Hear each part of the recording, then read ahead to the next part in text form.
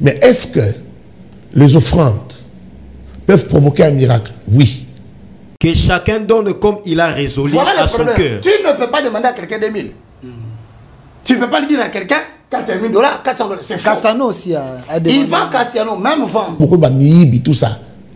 On nous a beaucoup injurié à cause de cette histoire-là de Paris. Ok. Déjà, mon yao, tu vas demander 2 000 €, c'est pour ta famille. Maintenant, on pose la question. Dans Jean, dans Matthieu chapitre 10, le verset, répète encore pour que maman écoute. Maman Kabasé. Ah, yokako, parce que dans ce cas, c'est pour ta famille. Oui. Pour que ta famille soit sauvée. Ou que pour ta famille soit riche. Ou que pour ta famille accède à la richesse financière. Maintenant, on dit ici. Guérissez les malades. Guérissez les malades. Parmi les malades, il y a des pauvres qui n'ont pas d'argent matériel. Ok. On y va. Ressuscitez les morts. S'ils étaient morts financièrement, il faut les ressusciter financièrement. Je vais aller comme ça. Qui vont donner à Dieu 5 000 € à chacun. N'attendez pas que j'arrive à 10 €. 1 000 €. Viens chercher ton enveloppe. Ce n'est même pas pour toi, c'est pour ta famille. Ce n'est pas une offrande, c'est une sémence. 2 000 €, viens prendre. Si l'offrande n'était pas importante, d'ailleurs, il y a beaucoup de versets, je ne vais pas en parler. Si l'offrande n'était pas importante, ce n'était pas le centre même de l'évangile. Là, je vais choquer les gens. Jésus ne se serait pas mis devant le tronc, là où les gens venaient déposer les offrandes. Et Jésus n'aurait pas fait remarquer aux gens que cette femme qui avait donné 2 pièces avait donné plus que tout le monde. Si quelqu'un est en Christ, il est quoi? Il est devenu une nouvelle créature. Toutes les choses anciennes sont passées. Toutes les choses sont devenues nouvelles. N'aimez pas l'argent. L'amour de l'argent, c'est la racine de tous les mots. Je conclue en vous disant, les loups sont entrés dans la bergerie. Nous avons des gens qui prétendent parler de Dieu, mais qui sont venus s'enrichir. Sur l'affiche, où ils donnent des enseignements. Sur l'affiche, vrai ou faux, il y a des gens qui prêchent les cabales juifs. Regardez. Et moi, je n'en vois pas. Hein. Vous dites? Je n'en vois pas. Je vais vous citer les noms. Non. Tu as 10 000 € de sacrifice que tu veux faire. Avant devant l'hôtel, viens chercher cette enveloppe de mes propres mains. 10 000 € à chacun. J'ai besoin de 3 personnes. 10 000 € la deuxième personne. J'ai besoin de 3 personnes seulement. Si un jour vous recevez le pasteur Marcelo, je vais vous dire. Si un jour vous recevez le pasteur Marcelo, il vous dira, si vous lui posez la question, il vous dira que je suis parmi les personnes qui l'ont beaucoup encouragé. Vous voyez? Qui l'ont beaucoup encouragé. Même par rapport à cette histoire de l'unité. Je suis parmi les personnes qui l'ont beaucoup encouragé. Et je suis parmi les personnes à qui parfois il demande conseil dans ce genre de choses. Vous l'envoyez dans un flou et vous sauvez votre peau. Comment vous dites je sauve ma peau? Parce que là je suis devant le public, je l'ai dit publiquement. J'ai dit que je suis avec tous ces gens. Les gens disent vous ne voulez pas vous suyer parce que le couple oui, parce que le couple est cabacélé, c'est non est crédible. C'est non a encore son chemin à faire. Vous ne voulez pas vous suyer, c'est lancé dans ces marmites-là qui est un peu... C'est une messe écuménique. Hein. C'est vous. Non, c'est pas de l'écuménie. Nous croyons aux mêmes choses. Vous dites? C'est pas de l'écuménie, nous croyons aux mêmes choses. Non, mais il y avait quand même les gens qui croient au cabal juif là-bas.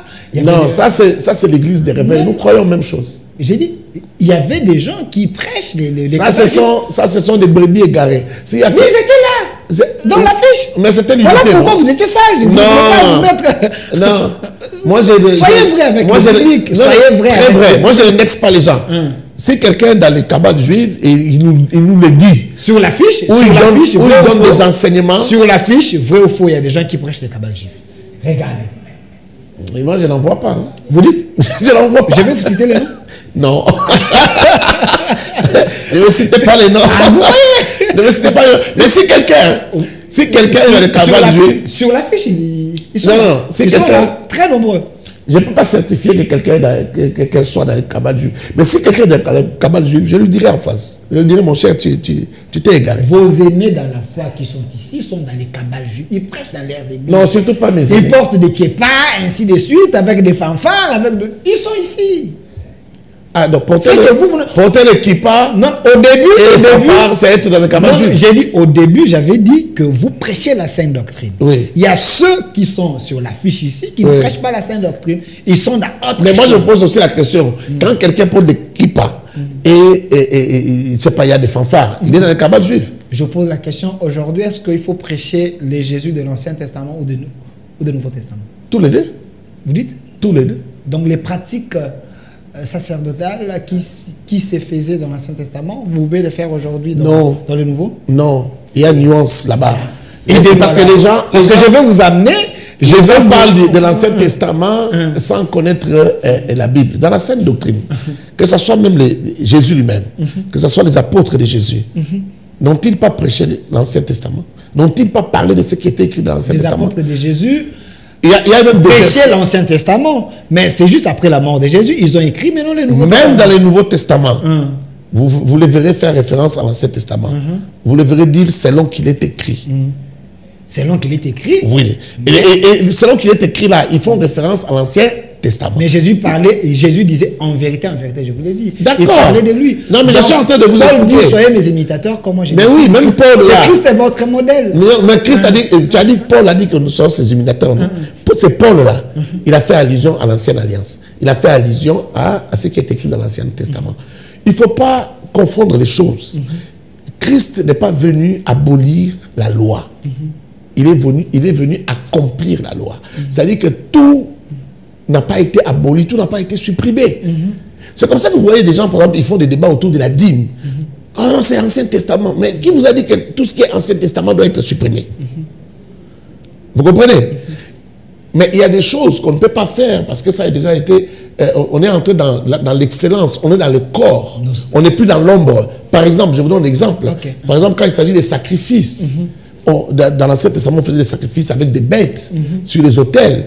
Aujourd'hui, nous sommes dans le corps, nous ne sommes plus dans l'ombre, nous sommes dans le corps. C'est-à-dire nous sommes déjà dans la perfection. Nous sommes dans les meilleurs, si vous voulez. Vous comprenez? C'est comme il y a des gens qui prient les samedis, ils vous disent c'est le sabbat. Mais aujourd'hui, comme l'église adventiste, là où j'ai pris ma femme, vous comprenez? Aujourd'hui, nous sommes dans la nouvelle alliance. Ce n'est plus une affaire des jours. Et Paul explique ça. Dans Hébreux 4, par exemple, il explique. Il ne s'agit plus de jours.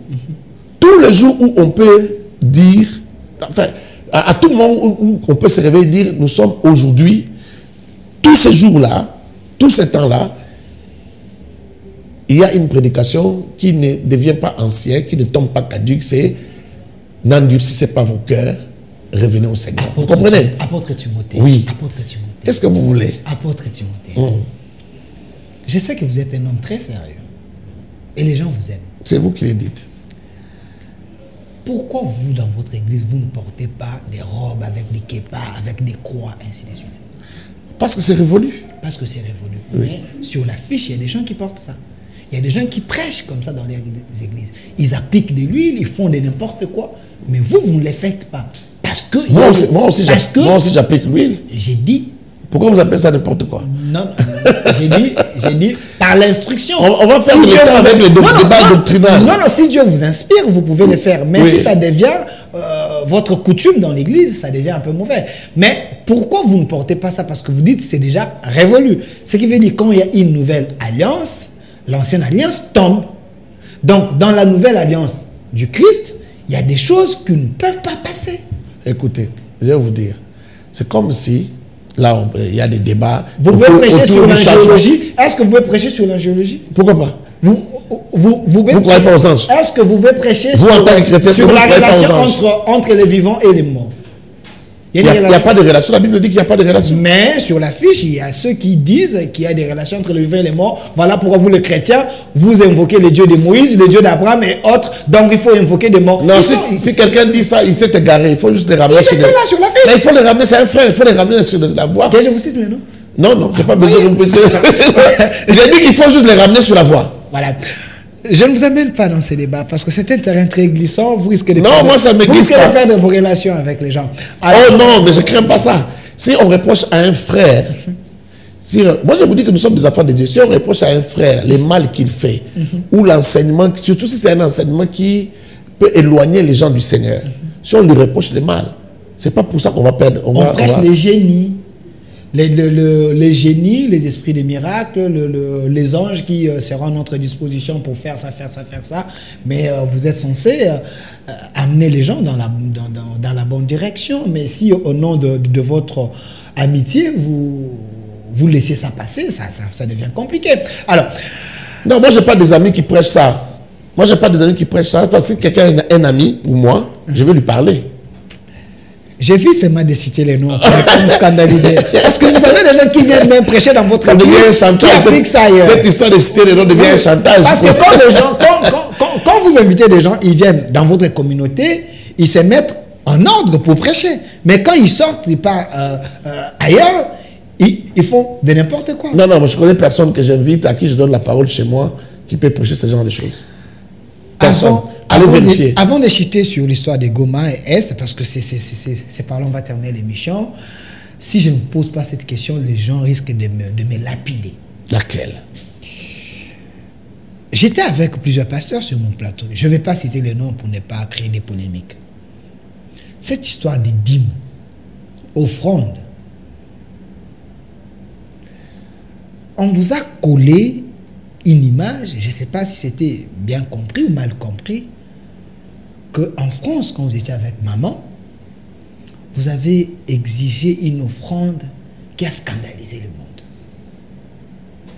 Avant que Dieu traite une alliance avec ses enfants, il faut que cette alliance soit achetée par le billet vert.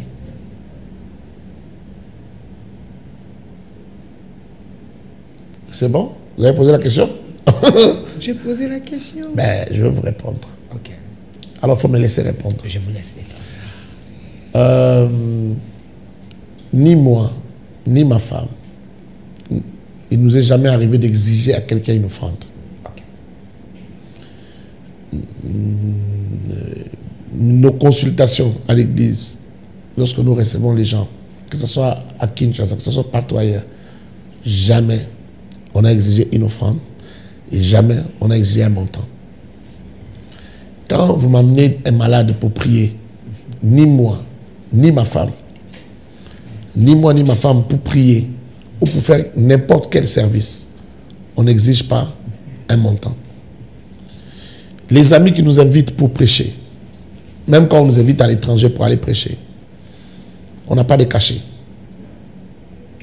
Je suis en train d'évoluer. Il faut que ça soit clair. On n'a pas de cachet. Quand il s'agit d'une autre ville, c'est-à-dire quand il faut sortir de Kinshasa, on a des conditions. Par exemple, si tu m'invites à Mwanda ou à Matadi, pour être dans de bonnes conditions et être fort pour faire le travail, je peux te donner des conditions. Par exemple, il faut que j'arrive un jour avant ou 2 jours avant pour que je sois en forme. Il faut que je vienne par tel moyen, par tel autre moyen. Voyez-vous?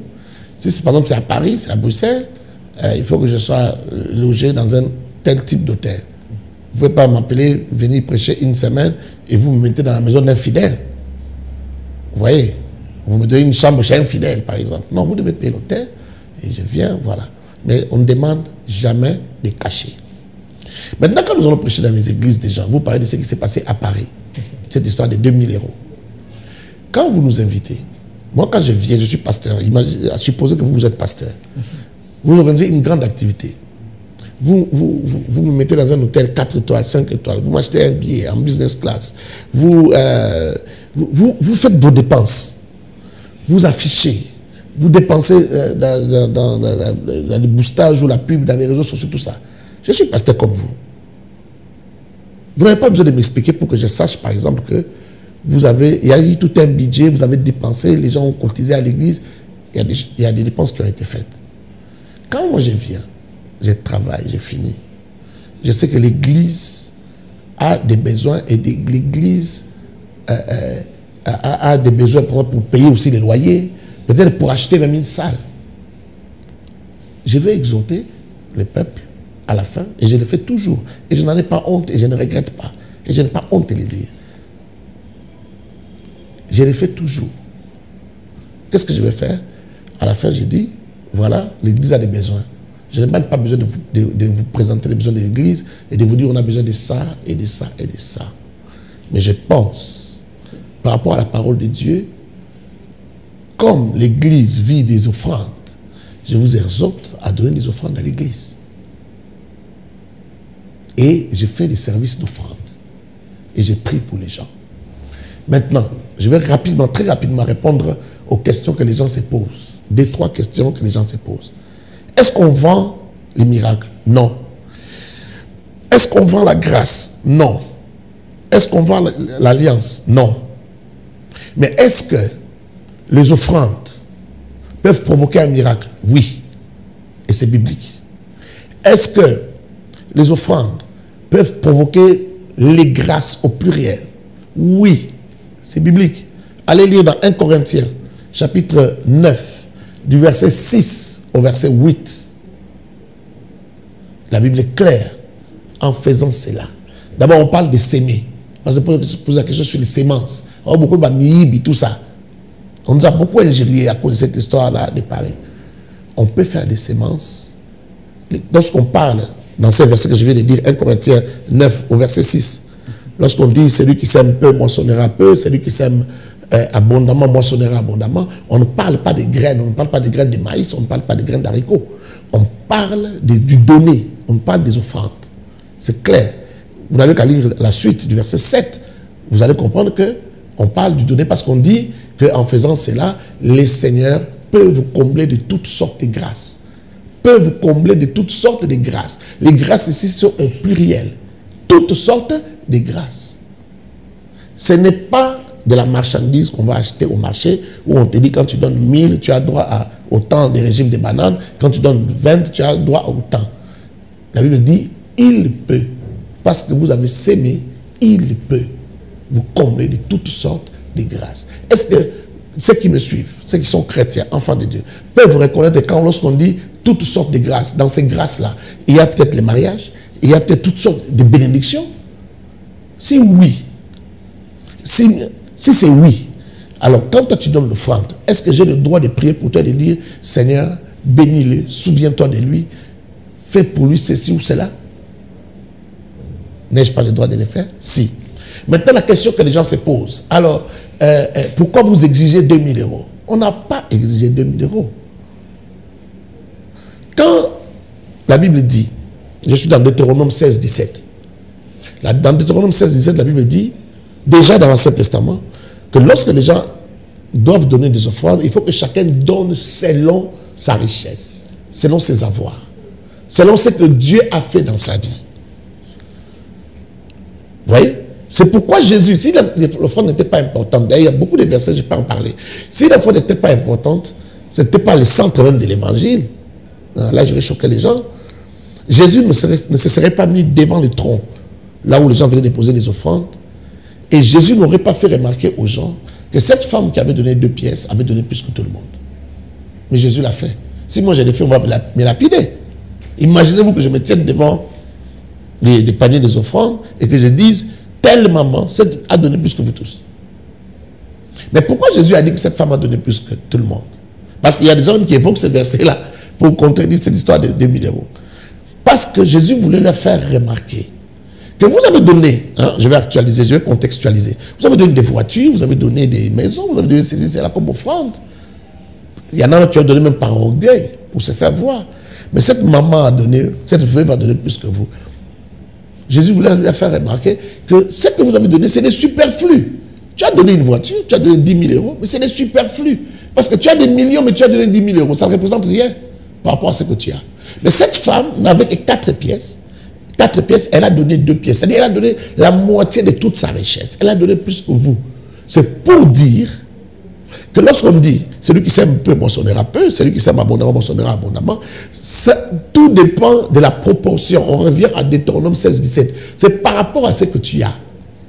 Maintenant, dans l'église, vous voulez demander l'offrande. Il y en a qui ont dit non, il ne faut pas fixer les montants. Ça encore, c'est un faux débat. Fixer les montants, c'est biblique. Je sais que beaucoup de gens ne seront pas d'accord avec moi. Parce que les gens veulent qu'on soit pudique en matière d'argent. Mais je comprends. Il y a un verset dans c'est la le Bible. capitalisme. Il y a un verset dans la Bible que la personne doit donner selon son cœur, qui ne sans tristesse, pas, sans tristesse, avec joie, non contrainte, qui ne se sent pas. Je vous ai déjà donné ces versets-là. C'est dans 1 Corinthiens 9, 6 à 8, là, là où j'ai parlé là.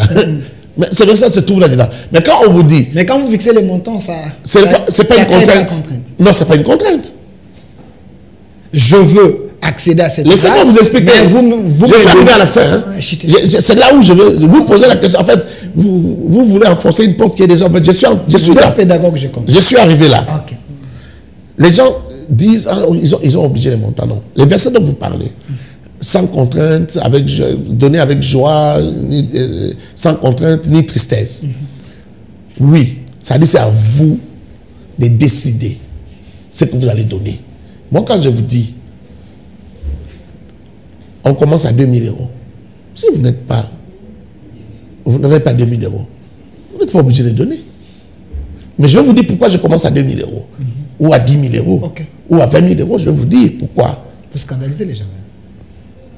Si quelqu'un est scandalisé, il est méchant. Je vais vous expliquer. Continue. 2000 €, ce n'est pas pour celui qui n'a pas 2000 €, ce n'est pas pour les pauvres. C'est pour les riches. Donne selon ce que Dieu t'a donné. Fais-le sans contrainte. Qu'on ne te contraigne pas. Qu'on ne te contraigne pas. Et fais-le sans tristesse. Vous comprenez? Maintenant, pourquoi on peut commencer à 10 000 € ou à 20 000 €? Je peux commencer un appel de fonds à 10 000 €. Si vous m'invitez, là où il y a les ministres du gouvernement, et vous me demandez de faire un appel de fonds, comme offrande. Et même si vous me demandez de faire juste un appel, de lever des fonds pour le FARDC, je vais commencer à un certain montant. Pourquoi? Parce que j'ai en face de moi des gens qui peuvent avoir 10 000 €, qui peuvent avoir 20 000 €. Quand on fait des collectes pour la fondation Denise Nyakeo, pour toutes les fondations qu'il y a, est-ce que les gens ne donnent pas 10 000, 20 000, 30 000, même plus? Je vois même des gens qui accusent maman Denise qu'elle se sert de l'argent de l'État, alors que ce n'est pas l'argent de l'État, c'est l'argent de la fondation. Une fondation, le fait qu'elle a une certaine aura, une certaine position, c'est facile, notoriété, voilà, c'est facile que quelqu'un vienne donner 100 000. Peut-être, même pour flatter, même juste pour flatter, quelqu'un peut donner 100 000 à maman Denise pour la fondation. Surtout qu'on sait que cet argent est utilisé pour la bonne cause.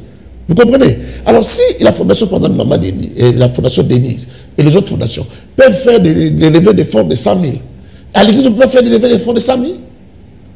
Parce que votre problème à vous, vous pensez que non, ce sont des arnaqueurs, ça sera l'argent du pasteur. Mais c'est faux. Est-ce que dans cette ville, il n'y a pas des églises qui n'ont pas des parcelles qu'ils ont achetées à 1 million $? Vous pensez qu'ils ont acheté ça comment? Avec les 1000 francs, 500 francs que les gens mettent dans les paniers, avec la population pauvre que nous avons, vous pensez qu'on peut acheter un terrain de 1 million? Mais il y a des églises qui ont acheté un terrain de 1 million. Comment ils ont acheté? Ils ont fait des levées de fonds. Laissez-moi terminer. Chute, 2 millions. Je chute. On est vraiment à la fin. Oui, je chute. On n'a même pas encore parlé de Goma. On chute. Moi, je suis venu ici pour parler de FARDC. Pas de problème. Écoutez, vous écoute. Vous savez, quand on dit celui qui a 2000 peut donner. Si vous n'avez pas 2000, vous ne donnez pas. Moi, voici ce que j'ai dit aux gens quand j'ai fait les offrandes, quand j'ai fait des appels de fonds pour l'église. En Europe, là, pour louer une petite salle comme celle-ci, ou le double de celle-ci, on paye 3 000 € par exemple les mois. Donc, faire une levée de fonds de 2 000 €, ce n'est pas extraordinaire. Mais je comprends. Quand quelqu'un peut être choqué parce que son salaire est en dessous de 2 000 €. Vous comprenez? Mais si toi, ton salaire est en dessous, tu veux donner 100 €. Attends, quand je vais arriver à 100 €, tu vas donner 100 €. C'est un mensonge et c'est un trafic, c'est de la méchanceté que de dire que non, ils ont exigé aux gens de donner 2 000 €. C'est un mensonge. Merci. Nous retenons que c'est un mensonge. Vous avez suffisamment payé les arriérés. Bienvenue au débat une fois de plus sur la toile parce que les gens vont vous écrire et puis commenter sur les liens. Pas de problème. Alors, est-ce que je pose une petite question et je pose la question à ceux qui nous suivent. Est-ce qu'il y a des gens vous répondre sur. Est-ce qu'il y a des gens qui savent par exemple que il y a des musiciens, selon leur notoriété, qui pour te chanter ou citer ton nom dans sa chanson demandent 30 000 €, 20 000 €? Vous n'allez pas vous comparer avec des musiciens.